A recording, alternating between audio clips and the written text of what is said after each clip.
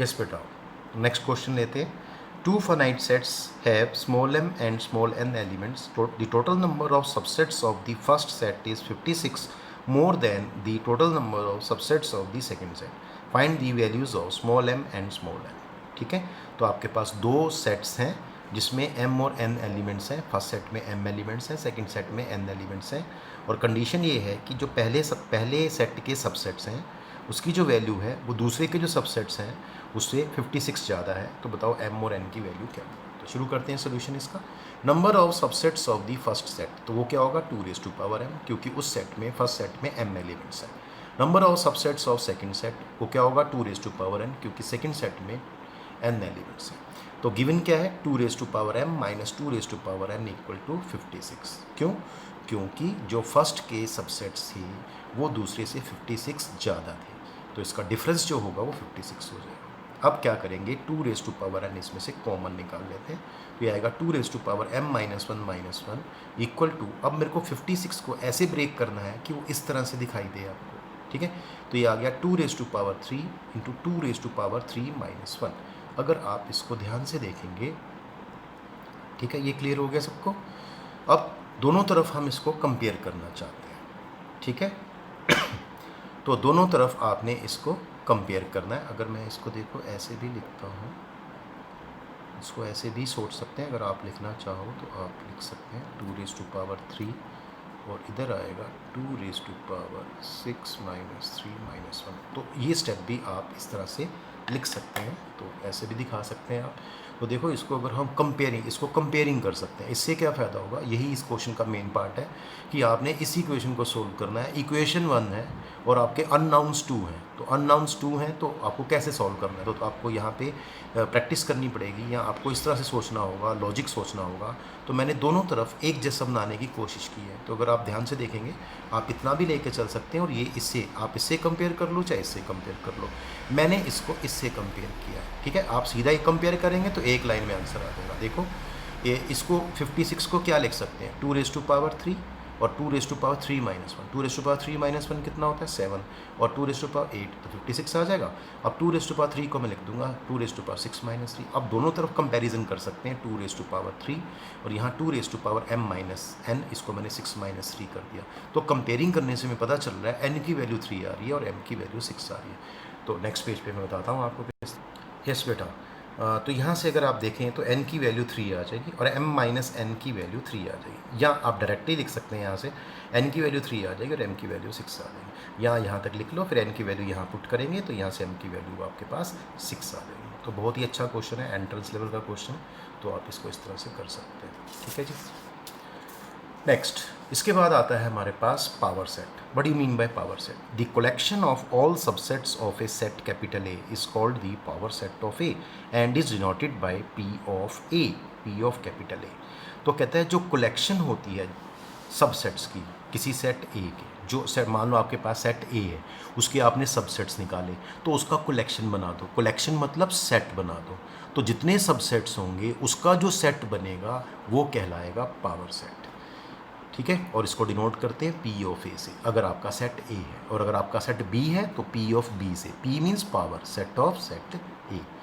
If A set capital A contains n elements then n of P A equal to 2n. इसका मतलब ये है कि जो पावर सेट आएगा उसमें कितने एलिमेंट्स होंगे. तो याद रखना अगर ए में n एलिमेंट्स हैं और वो फाइनाइट सेट है तो उसका आंसर क्या होगा 2n. जितने सबसेट होते हैं बेटा उतने ही पावर सेट में एलिमेंट्स होते हैं. तो 2n इसका फॉर्मूला हो गया. नेक्स्ट देखते हैं. If A is equal to set of 1, 2 then write the power set of set A and also find n of P of A. मतलब पी ए जो पावर सेट है उसमें कितने एलिमेंट्स होंगे. तो वही है ए इज इक्वल टू 1 और 2 एलिमेंट का set. That implies n of A 2. Subsets कितने होंगे इसके 4. कैसे? Total number of subsets of set ए 2 4 आ गया. सबसेट्स क्या होंगे, सबसे पहले 5 आएगा, फिर फर्स्ट एलिमेंट का सेट बनाएंगे, सेकंड का बनाएंगे, और फिर 2 एलिमेंट्स का एक ही पेयर बनेगा, खुद ही ये बनेगा, लास्ट में ये खुद ही आ जाएगा ए सेट. उसके बाद पावर सेट क्या होगा, इन सबसेट्स का कलेक्शन मीन सेट. तो इन सभी सबसेट्स को सेट की फॉर्म में लिख दो. तो सेट बनाएंगे, इसमें सारे ये जो सबसेट्स हैं इनको इसमें एज एन एलिमेंट्स लिख देंगे और यहाँ करली ब्रैकेट क्लोज कर देंगे. तो पावर सेट ए का क्या बन गया, सबसेट्स का जो सेट या कलेक्शन होगा. अब उसके बाद अब ए के अंदर कितने एलिमेंट थे 2, तो इसका मतलब एन ऑफ पी में भी कितने एलिमेंट्स होंगे 2⁻², 4 होंगे। यहाँ से काउंट भी कर सकते हैं 1 2 3 4 सीधा लिख सकते हैं। अगर पावर सेट आपने लिख दिया है तो आप सीधा काउंट कर लीजिए इसमें से क्या आएगा 4, फिर इसकी रिक्वायरमेंट नहीं है लिखने की। अगर सीधा ही क्वेश्चन आता है आपने ये बनाना ही नहीं पावर सेट, तो आप सीधा यूज़ कर सकते हैं कि एन ऑफ ए में 2 एलिमेंट्स हैं तो एन ऑफ पी ए में 2⁻², that is 4 elements. Next, the power set of A given set is always non empty. तो यहाँ आपको ध्यान रखना है कि जो पावर सेट होता है, देखो सेट तो एम्प्टी सेट हो सकता है, लेकिन पावर सेट किसी गिवन सेट का कभी एम्प्टी नहीं होता, वो हमेशा नॉन एम्प्टी होता है। नेक्स्ट, इफ़ ए 5 है then find P A and n of P A 5 है मतलब आपका सेट एम्प्टी सेट है, तो एन ऑफ ए कितना हो गया, इसमें कोई एलिमेंट ही नहीं है तो 0 हो गया। Total number of subsets of A क्या हो गया 2⁻0 दैट इज़ 1, तो एक ही सेट होगा, एक ही सबसेट होगा, वो खुद ही होगा ये वाला, तो ये 5 आ जाएगा। तो सबसेट क्या हो गया इसका 5, वो खुद सेट होगा। आपको पता है every set is a subset of itself, इसलिए 5 होगा। अब पी ए क्या होगा, अब पी ए के अंदर इसका सेट बना देंगे तो इसका सेट बना दिया तो ये आंसर हो गया। अब पी ए में कितने एलिमेंट हैं दिखाई दे रहा है, एक ही एलिमेंट है इस सेट के अंदर, तो ये 1। तो बहुत ही अच्छा क्वेश्चन है, this is a very good question, या मैं स्टार लगा देता हूँ, गुड क्वेश्चन। चलिए आगे चलते हैं। सबसेट्स ऑफ आर, यहाँ आपको थोड़ा ध्यान देना होगा। वैसे मैं ये करवा चुका हूँ, जब मैंने इनइक्वालिटीज चैप्टर करवाया था, इनइक्वेशंस, वहाँ मैंने ये पहले भी करवाया था, लेकिन आज हम डिटेल में थोड़ा सा करेंगे। Subsets of R, R mean set of real numbers. तो सेट ऑफ रियल नंबर्स के सबसेट्स क्या होते हैं? The following sets are important subsets of R, set of real number.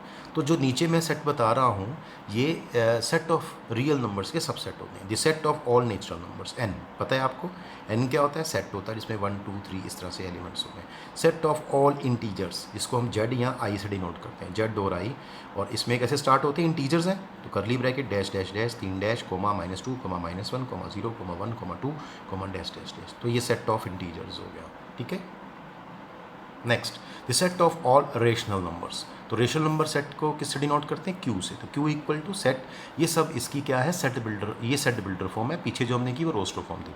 तो एक्स इज सच दैट, इसको रोस्टर फॉर्म में नहीं लिख सकते क्योंकि एलिमेंट फिक्स नहीं होते हैं। तो एक्स क्या है, एक्स वो नंबर है जो पी बाई क्यू फॉर्म में, where P Q belongs to set of integers and Q is not equal to 0। एक चीज़ नहीं आई है आपके लिए जो आपने पहले नहीं कही, the set of irrational numbers. तो सेट ऑफ इर्रेशनल नंबर्स को हम कैपिटल टी से डिनोट करते हैं, जिसका यूज़ बहुत कम होता है। और ये क्या होता है, set of all real numbers and x जो है वो क्यू को बिलोंग नहीं करता है। क्यू मीन्स वो रेशनल नहीं है, एक्स एक रेशनल नंबर नहीं है बट रियल है। अब रियल में से अगर रेशनल को माइनस करेंगे तो इर्रेशनल नंबर्स ही बचेंगे, तो इर्रेशनल नंबर्स आपके ये बनेंगे।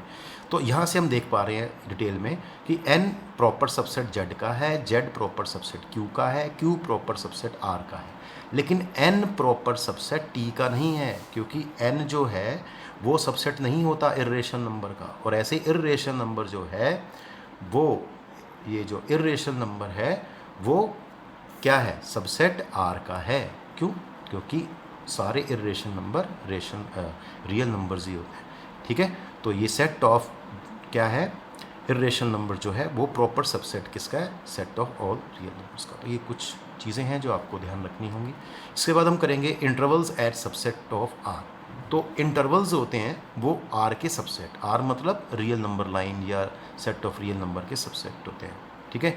तो let A comma B belonging to R. Suppose कर लिया हमारे पास 2 नंबर्स हैं ए बी जो रियल है और जहाँ ए की वैल्यू बी से कम है। सबसे पहले क्लोज इंटरवल करते हैं, मैंने पहले भी करवाया था। क्लोज इंटरवल कैसे लिखते हैं, क्लोज इंटरवल ऐसे क्लोज ब्रैकेट बनाते हैं ए कोमा बी के साथ। इसका मतलब क्या होता है, this is close interval, but ये रिप्रेजेंट करता है एक सेट को, ये रहा सेट जिसके अंदर x की वो सारी रियल नंबर वैल्यूज़ होंगी और x किसके बीच में लाई करेगा, a और b के बीच में, इंक्लूडिंग एंड पॉइंट्स। तो एंड पॉइंट्स भी इंक्लूड होंगे रियल नंबर लाइन के ऊपर। अगर हमें इस इंटरवल को बताना हो, मतलब बताना हो कि x की वैल्यू कहाँ से कहाँ तक लाई करती है, तो a से b तक लाई करती है, where a including point and b is also including point, और बीच के सारे नंबर भी इंक्लूडिंग है। तो इसका मतलब ये होता है x की वैल्यू a और b के बीच में लाई करती है। इसी तरह से एग्जाम्पल अगर हम ले लें इसका, -1 से 2 अगर कहीं मिलता है, ये इंटरवल है, this is known as interval. तो इसका मतलब होता है कि इसमें अगर कोई वेरिएबल x नाम का है तो उसकी क्या वैल्यू होगी, वो एक रियल नंबर वैल्यू लेगा और कहाँ से कहाँ तक लेगा, -1 से लेके 2 तक लेगा, इंक्लूडिंग एंड पॉइंट्स -1 एंड 2। तो ये इसका ग्राफ हो गया नीचे, ये मैंने बता दिया। यहाँ -1 से 2 तक ये जाएगा और सारे एलिमेंट्स बीच के इसके सेटिस्फाई करेंगे।